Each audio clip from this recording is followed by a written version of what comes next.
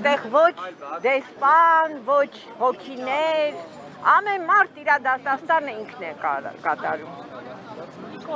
Հիմա դուք եկել եք, որ հիշեցնեք իր գործողությամբ։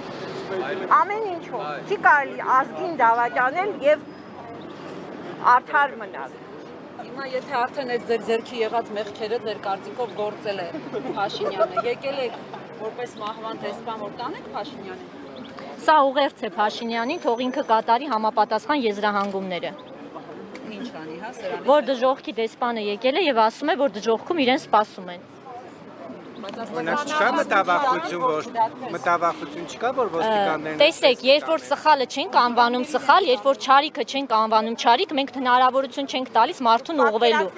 Աստվածաշնչում երբեք չի ասվում չարիքը մի անվանիր չարիք եւ մի պայքարիր չարիքի դեմ։ Այն օրենքով, որով դատում ենք Նիկոլին, մենք նույնպես այդ օրենքով դատում ենք չարիքից մաքրվելու եւ դեպի լույսը գնալու, այսպես։ Պետք չի այդ նախադասությունը սխալ կոնտեքստում օգտագործել։ Դա շատ նուրբ նախադասություն է։ Մի դատիր, որ չդատվի։ Այո, ամբողջ քրիստոնեության առանցքը նրա մասին է, որ մենք մաքրվում ենք չարիքից, մենք հասկանում ենք մեր ներսի սխալը եւ գնում ենք մաքրման ճանապարհով։ Սա Նիկոլի մաքրման ճանապարհն է։